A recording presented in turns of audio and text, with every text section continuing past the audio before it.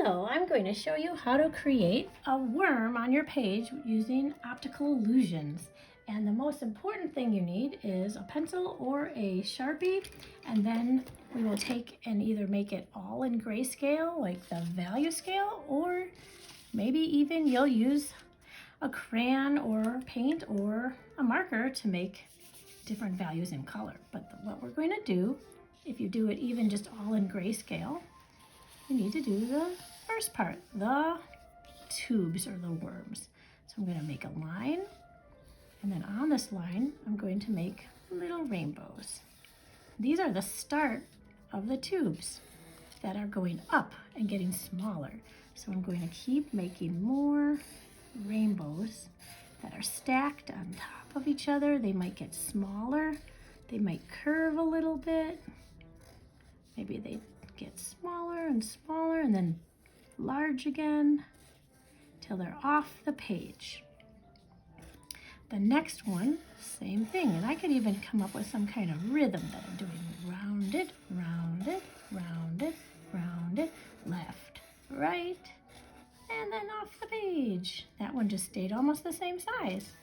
And the third one I can say round, round, round, round, smaller, smaller, stacking it, curving it, whatever way I want it to go, get small and large again. And the last one, I'm going to keep going up.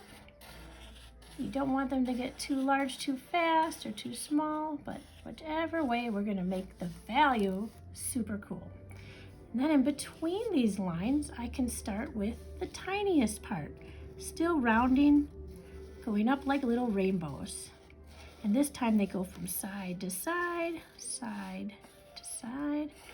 You might space yours out even. You might make them larger and smaller, whatever you would like. I like to make them whatever fits in between these other ones. Super fun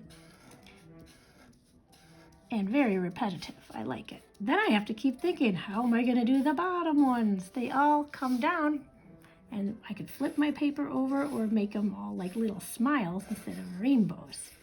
Whichever way you think about it, it's beautiful. Rainbows and smiles are wonderful.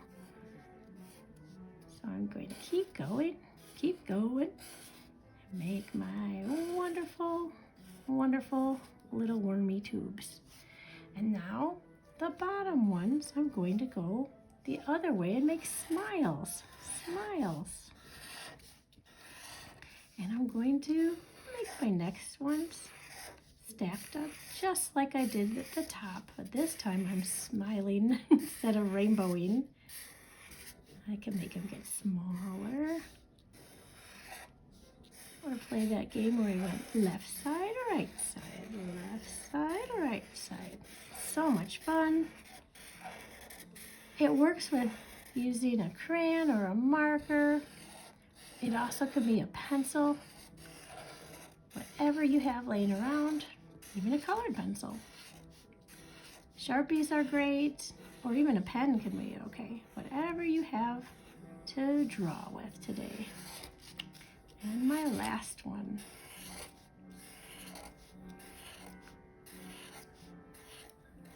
And now I have to fill in the little spots. So here I go with more smiles. Smile, smile, smile. These look like little stripes on the side. And on the next side, tiny, tiny smiles get larger. And connecting them on the ends makes it look a little different than if it was just a stripe across. Either way is good, whatever you like to do. If you're impatient, maybe making them all spaced apart and say like, I only have to do 10 more. Or if you're just like, I'm flying through this, whichever way all my smiles fit, that is fine too. And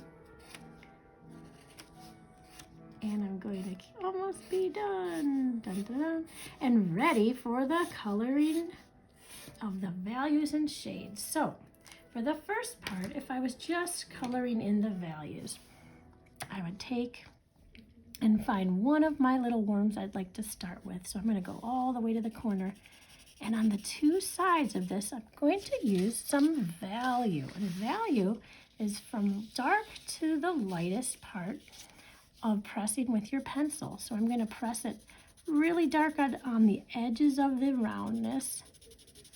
And then it's going to be like a 5 even. I can use the point, make it a 5 line all the way down. Then I move it lighter and I whisper, it's getting lighter, to a 4. That's this one. And then I can move to a 3.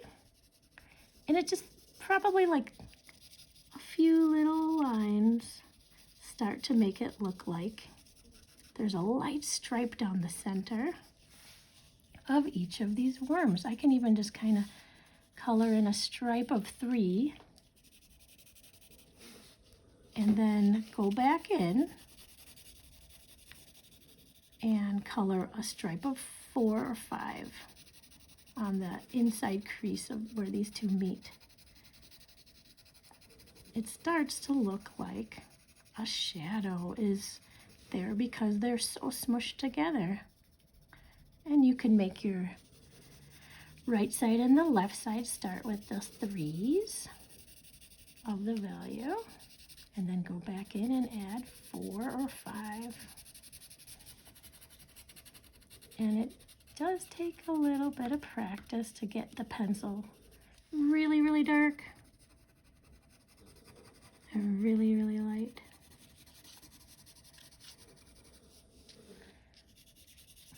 But it's well worth it because in the end, you're going to have a really cool worm-like art project.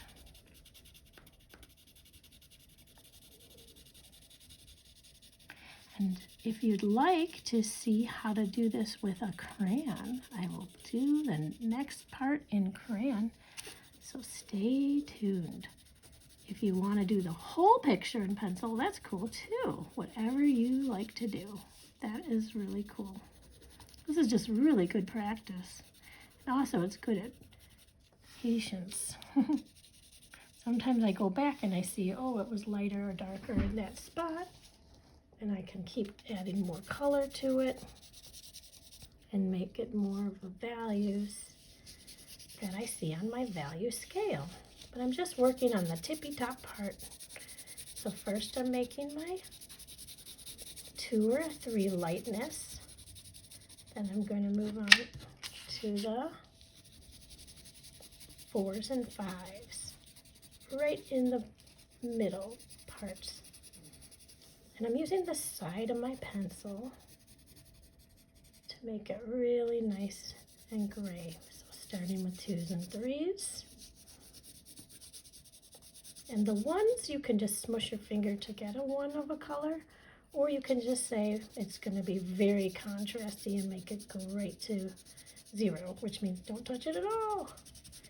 And then in this side, you can even use different pencil lines if you like to go and make your lines go on an angle towards the center. You can do that too. Whatever works for you. And you'll be doing a bunch of these little wormy things, so you'll figure out your pattern and technique as well. You can smush it together a little. Ooh, it's starting to look cool. The next one, you might even do it the darkest lines, then the medium, then the lightest. I like whispering it. The darkest one, then the medium, then the lightest. And I think if I turn off this light, you can see it a little bit better in the video. Oh yeah, that was much better. Sometimes the bright light takes away all the different parts.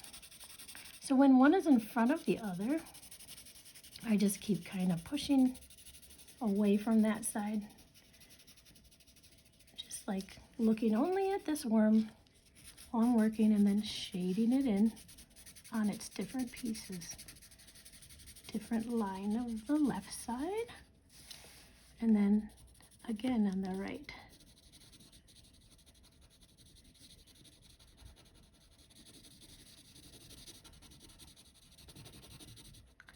So medium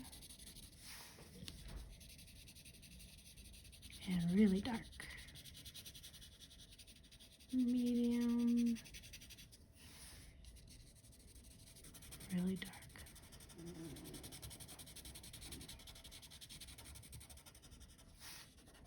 Smush them together a little bit. See where you need to add more color, and you will hopefully get to the end of it very soon. Or enjoy doing it along the way. Sometimes it's the journey that's the most fun. So now, for the bottom ones, I used crayon. And how I did it was, I had my crayons and I did it like a pencil. I pressed super hard and super light. So I'm going to go with super light first and try to line it up with the same as the worm here.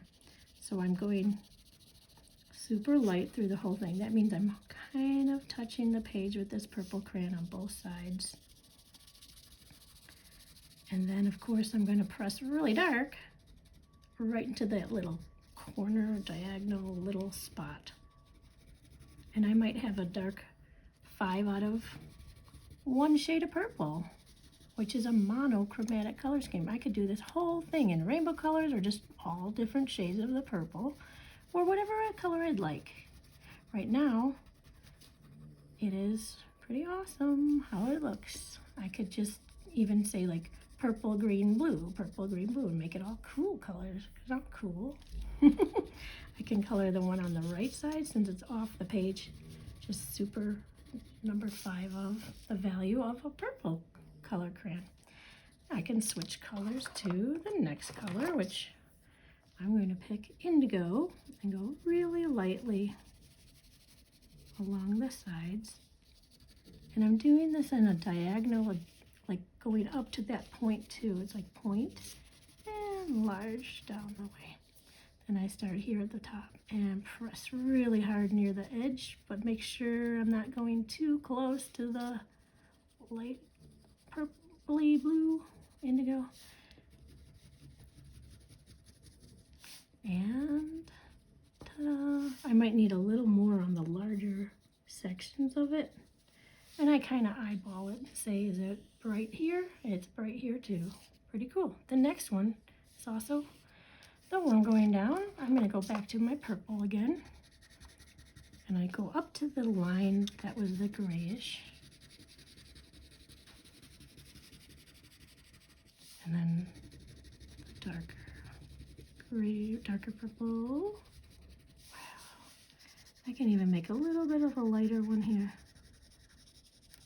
So a crayon can work just like a pencil if you use it light, and then if you use it really dark.